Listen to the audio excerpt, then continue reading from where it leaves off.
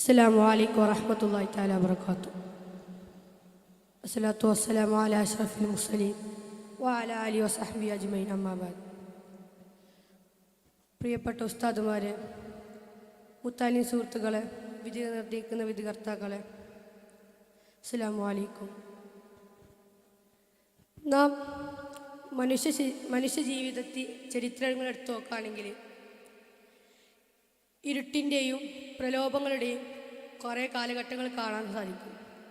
ദുരിതങ്ങൾ, യുദ്ധങ്ങൾ, അതുപോലെ തന്നെ ദാരിദ്ര്യം, അന്ധവിശ്വാസങ്ങൾ. അതുകൊണ്ട് തന്നെ ഈ സമൂഹത്തെ മുട്ടുകുത്തിക്കുന്ന നിലയിലാണ് ഈ കാലഘട്ടങ്ങൾ സഞ്ചരിച്ചു കൊണ്ടിരിക്കുന്നത്. ഈ സമയത്ത് മറ്റൊരു ഇടത്ത് നമുക്കെന്താണ് ഈ ഇരുട്ട് കൂടുന്തോറും പ്രകാശത്തിൻ്റെ വില മനസ്സിലാക്കുമെന്ന് പറയുന്നത് പോലെ ഈ ഇരുട്ടിൻ്റെ കാലഘട്ടത്തിൽ നമുക്ക് മറ്റൊരിടത്ത് പ്രബോധനത്തിൻ്റെ ഉത്ഭവം ഉണ്ടാവുകയാണ്. അതുതന്നെയാണ് പ്രബോധനം എന്ന് പറയുന്നത്. നമ്മുടെ രാജ്യത്തിന് തന്നെ നോക്കുകയാണെങ്കിൽ ഇന്ത്യയിലെ സ്വാതന്ത്ര്യ സമരം, കേരളത്തിലെ സാമൂഹിക നവോത്ഥാനം എന്നിങ്ങനെ പലതുമുണ്ട്. ഇതിലൊക്കെ എന്താവണം? നാം ഒരുങ്ങണം, നാം എന്താവണം? മാറണം. ഒരു മനുഷ്യൻ നന്നായാൽ അവൻ്റെ ജീവിതമേ മാറും. പക്ഷെ ഒരു സമൂഹം നന്നാവണം. ആ സമൂഹം നന്നായാൽ അടുത്ത തലമുറ തന്നെ മാറും. അതിനുവേണ്ടി ഓരോരുത്തരും തൻ്റെ ലക്ഷ്യം നേടാൻ വേണ്ടി നോക്കണം. എന്താണ് ലക്ഷ്യം എന്ന് പറഞ്ഞാൽ എന്താണ്? ഓരോരുത്തർക്കും ഓരോ ജീവിതത്തിൽ ഓരോ ലക്ഷ്യങ്ങളുണ്ടാവും. ആ ലക്ഷ്യത്തിന് അത് ഈസി ആയിരിക്കും, ഇന്ന് ചെയ്യാം നാളെ ചെയ്യാന്ന് പറഞ്ഞിട്ട് ഇങ്ങനെ കാത്തു നിൽക്കേണ്ടതല്ല. ഇതുവരെ ഒരുത്തനും ഒരു പണിയെടുക്കാതെ ഒരു നിലയിലെത്തിയിട്ടില്ല. നാം ആഗ്രഹിക്കേണ്ട കൂട്ടുകാരെന്ന് പറഞ്ഞാൽ നമ്മൾ ഏറ്റവും സ്നേഹിക്കുന്ന ചങ്ങാതിമാർ, അതുപോലെ എന്ത് ചെയ്താൽ നമ്മൾ കൂടെ ഉണ്ടാവും. നമ്മൾ ചങ്ക് എന്ന് പറയുന്ന ഓരോന്നല്ല, നമ്മൾ തോൽക്കാൻ വേണ്ടി കാത്തു നിൽക്കുന്ന, നമ്മളൊപ്പം തന്നെ കൂടെ നിൽക്കുന്ന ഒരുത്തരുണ്ടാവും. അവൻ തന്നെയാണ് നമ്മുടെ യഥാർത്ഥ മോട്ടിവേഷൻ എന്ന് പറയുന്നത്.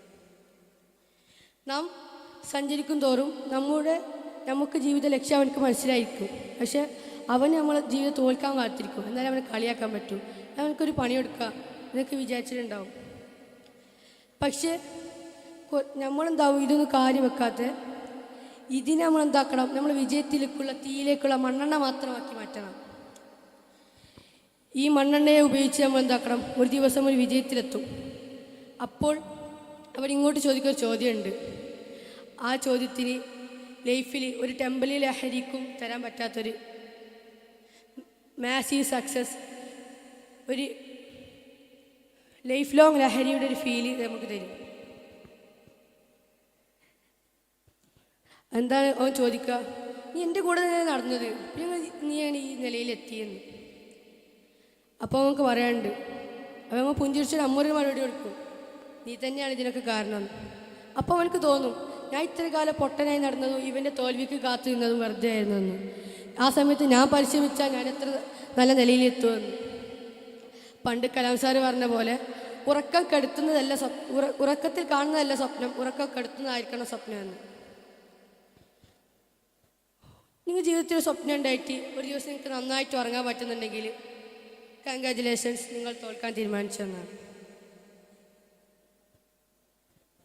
നിങ്ങൾക്കൊരു ജീവിത ലക്ഷ്യം ഉണ്ടെങ്കിൽ നിങ്ങൾ അതിനു വേണ്ടി കഷ്ടപ്പെടുക തന്നെ ചെയ്യണം.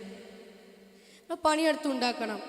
ഒരു തൂവൽ കൊഴിഞ്ഞതിൻ്റെ പേരിൽ ഒരു പക്ഷി ഇതുവരെ പറക്കാതിരുന്നിട്ടില്ല. നിങ്ങൾ പരിഹസിക്കുന്നവരുണ്ടാവും, അവർക്ക് നമ്മൾ കാണിച്ചു കൊടുക്കണം. The biggest revenge is massive success എന്നാണ്. ഇത് കേട്ടിട്ടില്ലേ? നമ്മളെ പരിഹസിക്കുന്നവരുണ്ടാവും, നമ്മളെ കളിയാക്കുന്നവരുണ്ടാവും, അതുപോലെ നമ്മളെ പുച്ഛിക്കുന്നവരും നമ്മളെ ഈ സമൂഹത്തിൽ നിന്ന് എടുത്തു കളയാനും നമ്മളെ കൊണ്ടൊന്നും പറ്റൂല നാളെ നിങ്ങളൊന്ന് പറഞ്ഞെടുക്കുന്നവരുണ്ടാവും.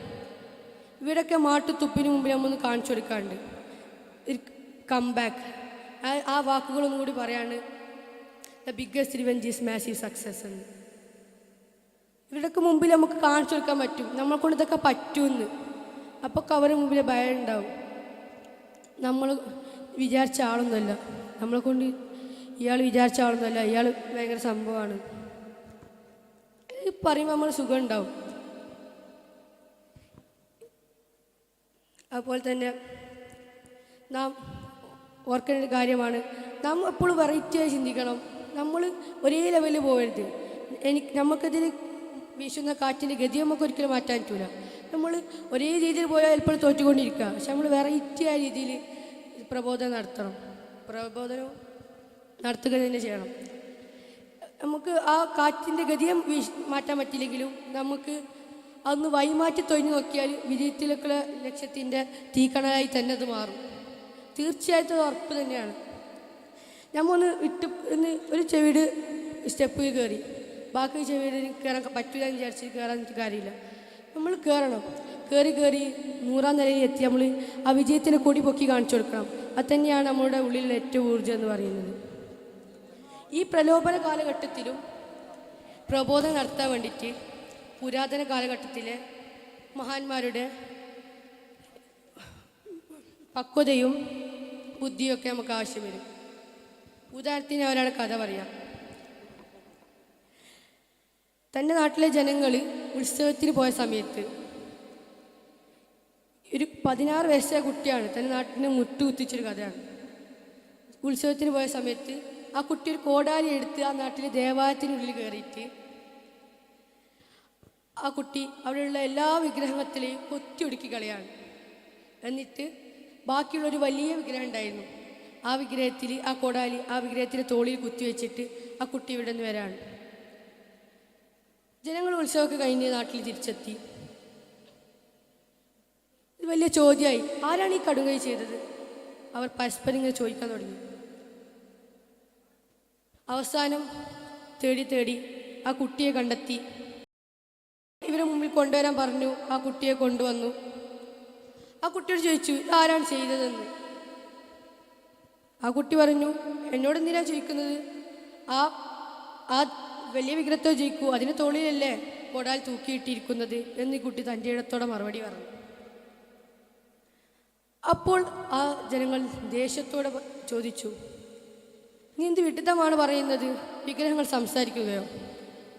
അപ്പോൾ പുഞ്ചിരിച്ചുകൊണ്ട് ആ കുട്ടി പിന്നൊരു മറുപടി കൊടുക്കുകയാണ്, ഒന്ന് സംസാരിക്കാനോ ചലിക്കാനോ പറ്റാത്ത, ഉപകാരമോ ഉപദ്രവമോ ചെയ്യാത്ത ഈ വിഗ്രഹങ്ങളാണ് നിങ്ങൾ ആരാധിക്കുന്നതെന്ന്.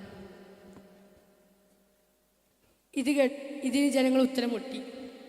ആ കുട്ടി ആ ജനങ്ങളുടെ ഇടയിൽ നടന്നുപോയി. ഇവിടെ പേര് നിങ്ങൾക്ക് ആർക്കെങ്കിലും അറിയുമോ? ഇബ്രാഹിം നബി അലൈഹിസ്സലാം ചിലർ പറഞ്ഞു.